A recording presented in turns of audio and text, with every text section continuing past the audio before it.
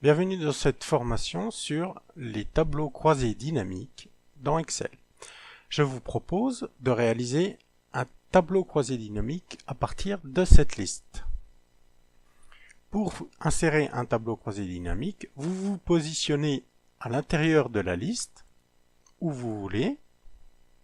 La seule chose à ne pas faire étant de sélectionner une cellule vide ou de sélectionner quelques cellules. Donc, je clique sur une cellule, celle qui me convient. Je vais ensuite dans l'onglet Insertion et je clique sur l'icône Tableau croisé dynamique dans le groupe Tableau. À ce moment-là, on va vous demander à partir de quelles données doit-on réaliser ce tableau croisé dynamique. Par défaut, on vous propose la feuille dans laquelle vous vous trouvez, de la cellule A1 à la cellule A18. La cellule A1, c'est celle-ci. La cellule D18, c'est celle-là. Toutes mes données sont bien intégrées dans mon tableau. Si toutefois la zone n'est pas bien définie, il me suffit de glisser sur toutes ces cellules pour englober la zone. Comme ceci. Je dois décider maintenant où je veux réaliser mon tableau croisé dynamique. Est-ce que je veux le réaliser dans la feuille existante, ici, ou est-ce que je veux le mettre dans une nouvelle feuille de calcul? Pour mon cas, je vais le mettre dans une nouvelle feuille de calcul. Je clique sur OK. Je vois apparaître un écran avec un volet sur la droite, ici, et la zone du tableau croisé dynamique sur la gauche. Le but du jeu va être de prendre chacun des éléments et de les faire glisser soit en ligne, en colonne, en filtre ou en valeur. Imaginons que nous ayons le besoin d'avoir le nom des magazines. Imaginons que nous ayons le besoin d'avoir les noms des magazines verticalement. Il suffit de venir sur Magazine, de maintenir le bouton gauche de la souris enfoncé et de glisser pour amener le mot périodique sur ligne.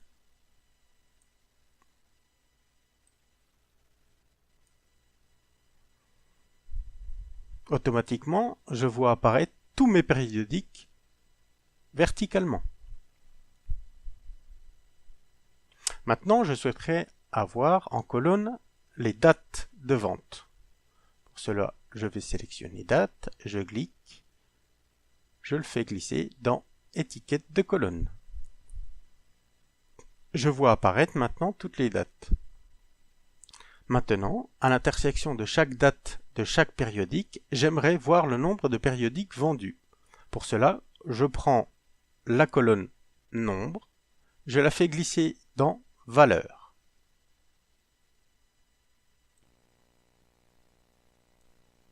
Il faut bien cliquer sur le nombre et je vois le nombre de périodes vendues en fonction de chaque date.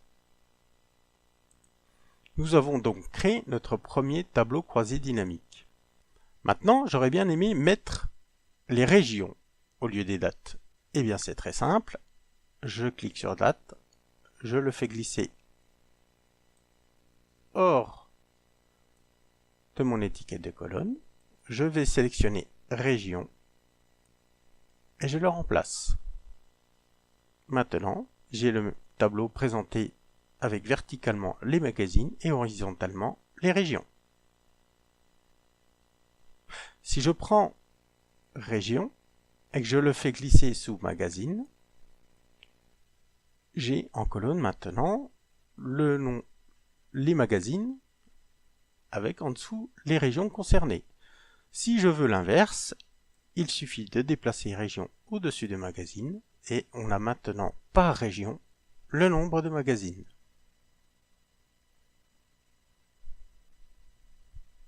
J'ai la possibilité de manipuler les données comme bon me semble.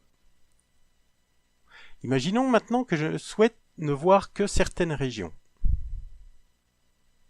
Je sélectionne Région et au lieu de le mettre en colonne, je le mets dans Filtre.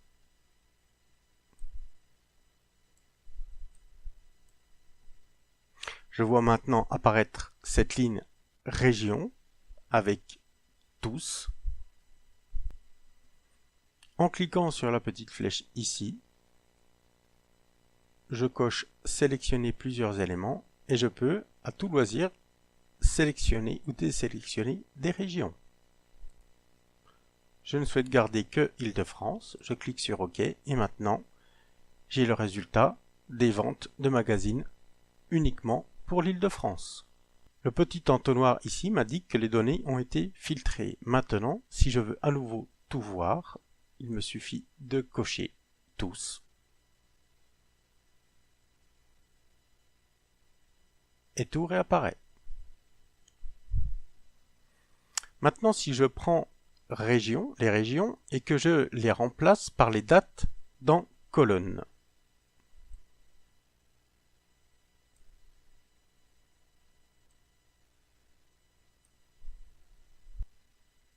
Je peux enlever mon filtre. Je vois maintenant, toujours verticalement, les magazines et horizontalement les dates.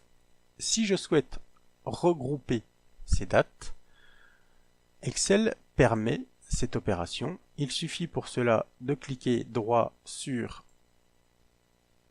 la date, de cliquer sur grouper et là, je peux les regrouper par mois. Je clique par exemple sur OK. Je vois maintenant que les ventes des magazines sont regroupées en fonction des mois de l'année. Je peux même ajouter un niveau. Je retourne dans Grouper. Je sélectionne Trimestre. Et il me rajoute un niveau supplémentaire. J'ai les trimestres qui sont affichés, ainsi que les mois. Je peux même n'afficher que les trimestres. Je retourne dans Grouper. Je décoche Mois. Je clique sur OK. Et maintenant, il n'y a plus que les trimestres. Si par exemple, je retourne dans ma feuille et que je me suis rendu compte que au mois de mars, ce n'est pas en Bourgogne-Franche-Comté, ce n'est pas 145 micropratiques que j'ai vendues, mais 500.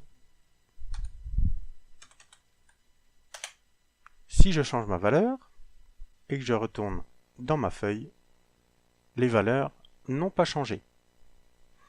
Pour que le tableau croisé dynamique se mette à jour, il faut cliquer dans le tableau avec le bouton droit et cliquer sur Actualiser.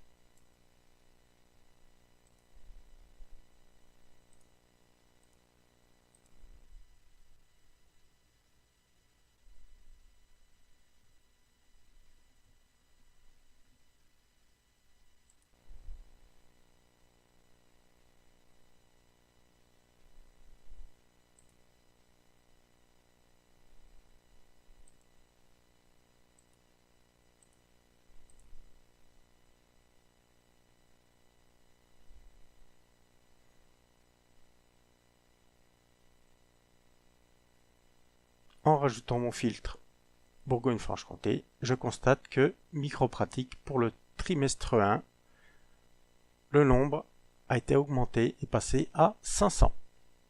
Donc mon tableau a été mis à jour. Admettons maintenant que je rajoute une valeur. Pour bien voir, je rajoute par exemple le 12 avril 2017 dans la région Grand Est. Le virus informatique, j'en rajoute 1000. Je retourne dans mon tableau croisé dynamique. Je sélectionne la valeur Grand Est. Et pour le virus informatique, le résultat n'apparaît pas. C'est parce que la valeur que j'ai saisie est en dehors du tableau de données que j'ai sélectionné auparavant. Je dois donc le mettre à jour. Pour cela, je vais dans Options, changer la source de données, je rajoute ma nouvelle ligne, je clique sur OK, et là, la valeur du virus informatique a été ajoutée. Cette formation est maintenant terminée. Merci de l'avoir suivie.